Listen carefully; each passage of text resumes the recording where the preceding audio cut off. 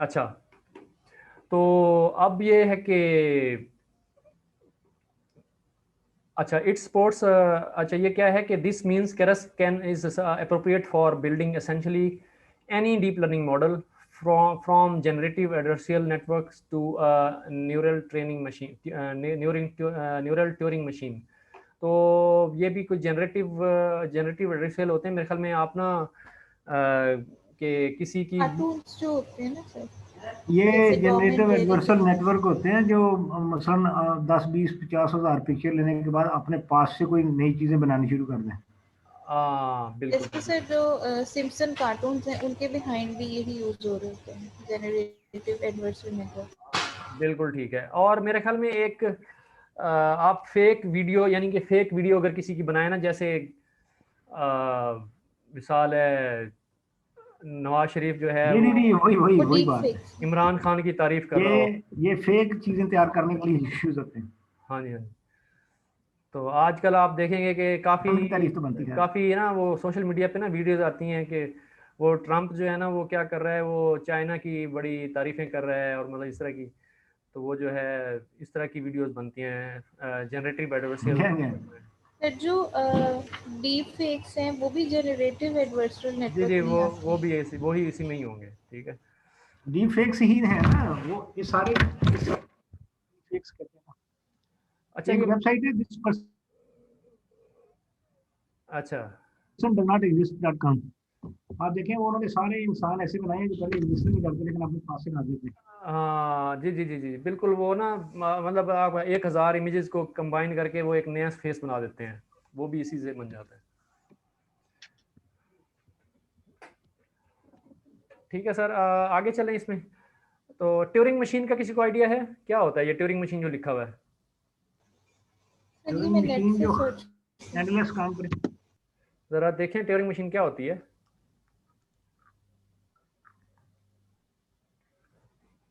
Sir ये Elon yes Turing sir, नहीं मुझे पता। पता है। क्या होती है? सर ये सर पर्दा होता है कंप्यूटर और वो बंदा पीछे होता है।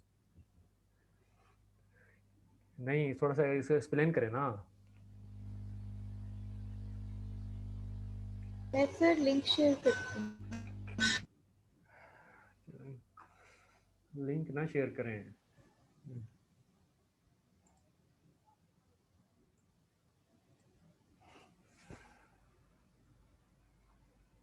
हम्म।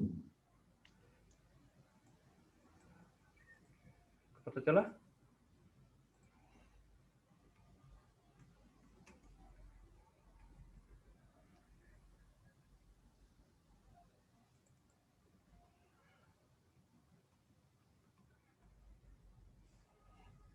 Turing machine, a mathematical model of a machine, is a tool sometimes used with secondary spindles and or rotating tools for milling and drilling. Lathes, Turing centers, and Turing and milling machines can have horizontal and vertical spindles, with horizontal spindles being most common. ये तो कुछ और ही है। CNC भी Turing machine है। अच्छा, चलें खैर, आपने क्या लिखा है? टर्निंग मशीन इन डीप लर्निंग, वो जो अभी आप डेफिनेशन पढ़ रहे थे अच्छा मैंने अच्छा भी वही शेयर किया। अच्छा अच्छा अच्छा अच्छा। चलें, इसके बारे में मुझे अभी आइडिया नहीं हो रहा। सर राना साहब कुछ रोशनी डालें तो इस पे। सर अनीस ने एक आर्टिकल शेयर किया था जिसमें सर वो जनरेटिव ये जो हम एडवर्सल नेटवर्क। लेयर्स, अगर फॉर एग्जांपल मल्टीपल लेयर्स होंगी ना, तो वो कह रहा है कि ट्यूरिंग मशीन यही होती है जिसका ग्राफ ऐसे बनेगा कि हर न्यूरल जो उसका नेटवर्क है वो दूसरे से कनेक्टेड हो। हाँ ट्यूरिंग का बेसिकली मतलब होता है जिसमें कोई चीज एंडलेस चलती जाए। हमारे जो कंप्यूटर्स है ना, ये एंडलेस ट्यूरिंग मशीन्स के लिए होते हैं, इनको पता नहीं होता कब रुकना है। ठीक। सर मैं तो एक ये आर्टिकल का लिंक भी शेयर इसकी वो करूँगी। लिख रहा है कि ये कॉम्बिनेशन होता है जो जो रिकरेंट न्यूरल नेटवर्क मॉडल है ना, ये उस पे मुश्तमिल एक उस सारी अप्रोच को जो है ना वो कहता है कि ये एक न्यूरल ट्यूरिंग नेटवर्क है, मशीन है। मतलब उसका सिंपल ये समझ लें कि हमने जो बनाने हैं अपने ये क्या आप इसको कहते हैं न्यूरॉन्स, जो लेयर्स हैं ये हम कितनी ऐड करते जाएं, उसमें एंडलेस है ना ये। जी उसमें कोई फार्मूला नहीं है। फार्मूला ये है कि फॉर एग्जाम्पल आपका काम 10 लेयर्स में हो जाता है, आप 10 पे कर लें, 15 पे होता है 15 कर लें, 20 पे होता है 20 कर लें। उसके लिए ये मेनली ये यूज कर रहे हैं।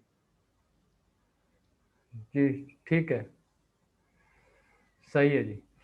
चलें आगे फिर इसको कंटिन्यू करते हैं। Keras is distribute under the permissive MIT licence, यानी MIT यूनिवर्सिटी के लाइसेंस इसके यानी कि परमिशन देती है, which means it can be freely used in commercial projects. It is compatible with any version of Python from 2.7 to 2.3 as mid of 2017.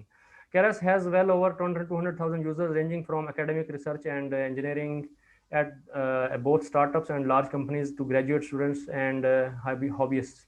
Keras is used at Google, Netflix, Uber, CERN, Yelp, Square, and hundreds of startups working on a wide range of problems. Keras is also a popular framework on Kaggle, the machine learning competition website, where almost every recent deep learning competition has been won using Keras models. तो आप वो कहते हैं कि Keras models की जो performance है इस वक्त, या जो आपकी क्या कह सकते हैं, ये जो ग्राफ दिया गया है इंटरेस्ट का, यानी कि सर्च इंटरेस्ट जो Keras के बारे में लोग जो सर्च करते हैं गूगल के ऊपर, वो जो है इस वक्त बहुत ज़्यादा यानी कि सर्चिंग जा रही है Keras के बारे में। तो अब हम ये कहते हैं कि Keras, टेंसरफ्लो, थियानो एंड CNTK, तो ये क्या है हम ये देखते हैं। अच्छा ये क्या है, आपको ये बता दूं कि ये आपका Keras, ये टेंसरफ्लो है, Keras है, कैफे है, थियानो है, पाईटॉर्च, ये सारे के सारे फ्रेमवर्क्स हैं जिसके के भाई आपके के फेम 2017 में इन्होंने इनकी क्या फेम थी, इनका फेम का ग्राफ जो था वो क्या था। तो क्या मैसेज किया है, अच्छा simulate any computer algorithm no matter how complicated it is। अच्छा ट्यूरिंग मशीन जो है उन्होंने कहा कि एक मैथमेटिकल हाइपोथेटिकल मशीन है, मैथमेटिकल मॉडल है जो कि हर किस्म के कंप्यूटर एल्गोरिदम को या प्रॉब्लम को सॉल्व करने की सलाहियत रखता है, no matter how complicated this matter is.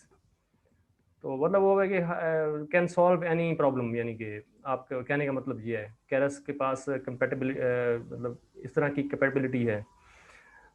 तो ये आपके जो हैं मुख्तलिफ जो आपके वो थे मॉडल्स, आपके फ्रेमवर्क्स, उनके बारे में ये बताया गया कि यानी कि ये कितनी इसकी सर्च जो फ्रीक्वेंसी है वो गूगल के ऊपर आ रही है। अच्छा ये सैयद अशर ने सेंड किया है, बहुत थैंक यू सर, आपका बहुत शुक्रिया। अच्छा जी, Keras इज अ मॉडल। अच्छा आप क्या कहते हैं कि Keras, टेंसरफ्लो, थियानो एंड CNTK, अब ये सारे जो है ना यहाँ पे इसके नोट्स बना रहे हैं। कौन नोट्स बना रहे हैं? सर आपसे पूछ रही हूँ कि आप डीप मैडम लर्निंग हम के दानी को नोट्स बना देंगे रहे हैं नोट्स बनाया तो वो करें। भी हमसे। नहीं नोट्स ऐसा मेरे ख्याल बनाने की ज़रूरत तो नहीं है, किस लिए बनाने हैं नोट्स? फिर ऐसे ही इम्पोर्टेंट पॉइंट्स जो है वो इंसान पाकिस्तान के नोट बच्चों डाउन की कर आदत है लें। जी नोट्स बनाने। नहीं हाँ, हमारी उम्र गुजर गई नोट्स बनाने वाली। वही ना, ये तो मैं कह रहा हूँ, अब ये बच्चों की आदत है। ये अब आपका काम है, बच्चों का काम है नोट्स बनाएं और हमसे भी शेयर करें। ठीक है। Keras is a model level. Sir वैसे जो प्रोग्रामर्स हैं ना उनका ये भी था कि जी क्या था? अस्सलाम वालेकुम। वालेकुम सलाम, आपने तो बहुत देर कर दी है। ओए सर क्या पढ़ा रहे? चैप्टर 3 आधा खत्म हो गया है।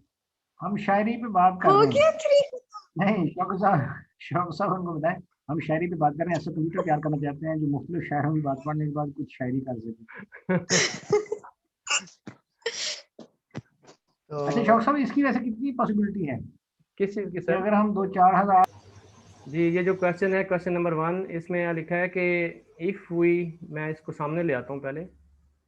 ये question number 1, if we remove training and test after the data, after the model has been trained, will it still work? जी ये वर्क करेगा, क्योंकि आपका मकसद जो होता है, मिसाल है आपने एक मॉडल बनाया है, उसके अंदर आपने मॉडल को ट्रेन किया है ट्रेनिंग डेटा के ऊपर, फिर आपने उसको टेस्ट भी कर लिया है टेस्टिंग डाटा पर। आपके एज ए आपका डीप लर्निंग प्रैक्टिशनर जो है, आपका यही काम है कि आपको जो डाटा दिया गया है उसको आप ट्रेनिंग और टेस्टिंग में स्प्लिट कर लें। उसके बाद आप ट्रेनिंग के ऊपर और वैलिडेशन के ज़रिए आप उसके परफॉर्मेंस देख लें, उसकी एक्यूरेसी देख लें। उसके बाद उसकी आप टेस्टिंग डाटा के ऊपर भी आप एक्यूरेसी चेक कर लें।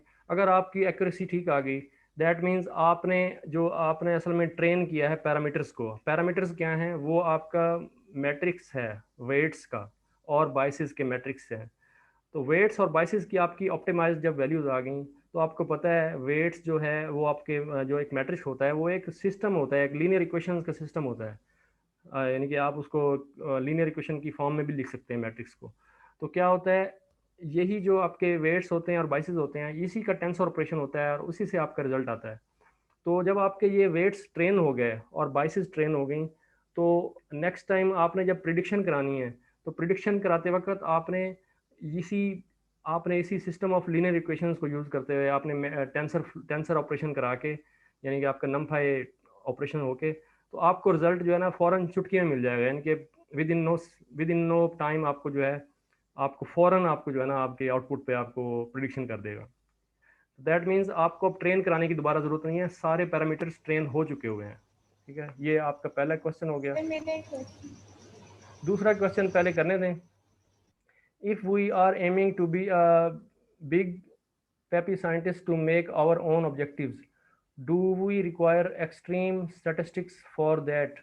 अच्छा, इसमें जो है जब आप एक साइंटिस्ट के तौर पर, आप रिसर्चर के तौर पर, अगर आप मशीन लर्निंग के अंदर नए किस्म के ऑप्टिमाइजर्स या नए किस्म के लॉस फंक्शंस या नई टेक्निक्स या नए हाइपर पैरामीटर्स आप जो है ना डिफाइन करना चाह रहे हैं, तो उसके लिए आपको लाजिमी बात है मैथमेटिक्स के ऊपर आपको अबूर होना चाहिए। ठीक है, मैथमेटिक्स का कोई एक सा आप जो है ना वो ले लेंगे ऑप्टिमाइजेशन का कोई एस्पेक्ट, तो उसको आप जो है ना रिसर्च करके नया फार्मूला उसका बनाएंगे, फिर आप उसको जो है पेपर पे, रिसर्च पेपर को आप यानी पब्लिश कर देंगे, या आपका जो है इंटरनेशनल जर्नल में जो है वो शाया हो जाएगा। या तो अगर आपका बहुत अच्छा मॉडल है, अगर एक्सेप्ट कर लिया जाए, तो हो सकता है उसको कोई बड़ी कंपनी जो है अडॉप्ट कर ले, जैसे गूगल है या कोई, या टेंसर फ्लो है या केरस है, या कोई भी। अगर आपको वो को देखें भाई ये मॉडल बहुत अच्छा इन्होंने बनाया है, इसमें जो है लॉस बड़ा अच्छा मिनिमाइज हो रहा है, या उसके हाइपर पैरामीटर बड़े अच्छे ट्यून हो रहे हैं, और आपके इस तरीके से जो है, या ऑप्टिमाइजर्स बहुत अच्छा है, तो वो फिर आपका कोई अडॉप्ट भी कर सकता है, यानी रिसर्च पेपर पे आपकी वो हो जाती है। तो एज अ प्रैक्टिशनर जो है, आपको इतनी ज़्यादा डिटेल्स के अंदर हमें जाने की ज़रूरत नहीं होती। ठीक है, लेकिन एज ए रिसर्चर हमें अगर हमें रिसर्च करनी है तो फिर हमें ऑप्टिमाइजर्स और एक्टिवेशन फंक्शंस के बिहाइंड मैथमेटिक्स और स्टैटिस्टिक्स का इन डेप्थ नॉलेज। जी जी जी। फिर आपको, आपने अगर अपने अपने तौर पे नई चीज़ें बनानी हैं, तो वो आपको फिर मैथमेटिक्स अच्छी आनी चाहिए उसके लिए, तो वो फिर रिसर्च लेवल की बात आ जाती है।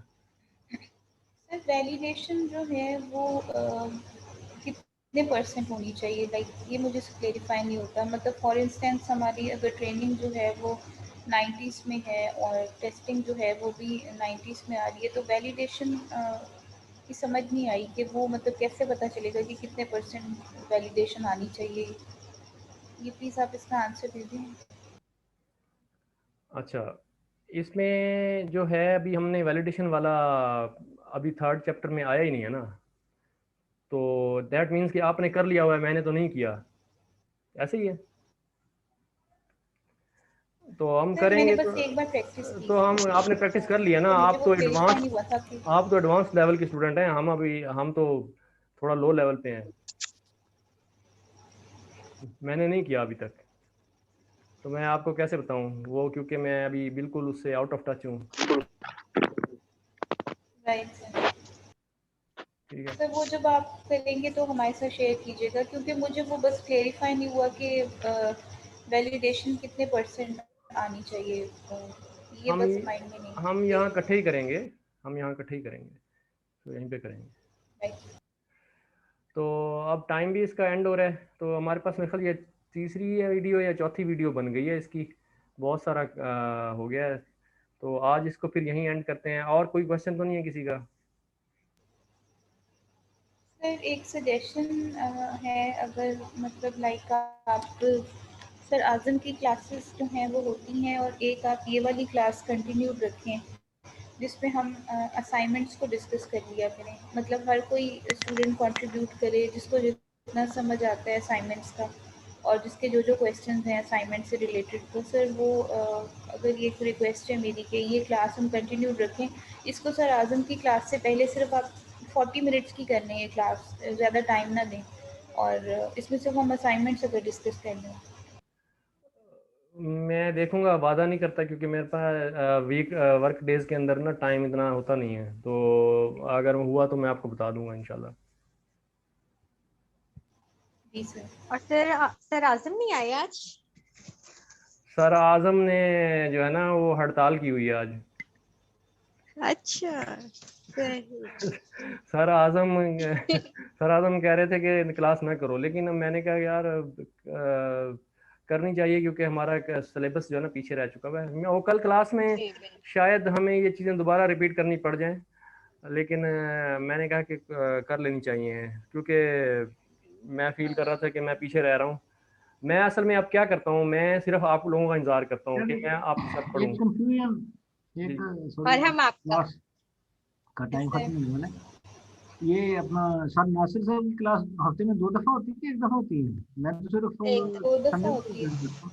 सैटरडे होती नहीं है। सैटरडे ना, संडे एक को। दफा। अरे बेसिकली ना एक ही क्लास होती है एक स्टूडेंट के लिए, वैसे सर 2 क्लासेस लेते हैं, सैटरडे हाँ और नहीं, संडे को लेते हैं, मगर जी ये जी, हर को हमारे लिए हर तो एक किसी। ही है ना फिर। हाँ हाँ, हम लोगों के लिए एक ही क्लास है बस। तो आप भी सर नासिर के स्टूडेंट हैं? जी जी, सर कासिम के बस सर आजम और मैं ही हूँ, और सर पता नहीं सर मैं सज्जाद नहीं आई थी। तो मैम आपकी जो है असाइनमेंट तो चेंज है, आपने मुझे बताया था व्हाट्सएप पे, क्योंकि सर कासिम ने हमें सिर्फ एक्टिव फंक्शन दिए हैं, अभी 5 असाइनमेंट हमें और देनी है उन्होंने, और आप बता रही थी कि सर ने आपको काफी सारे फंक्शंस वगैरह दिए हुए हैं।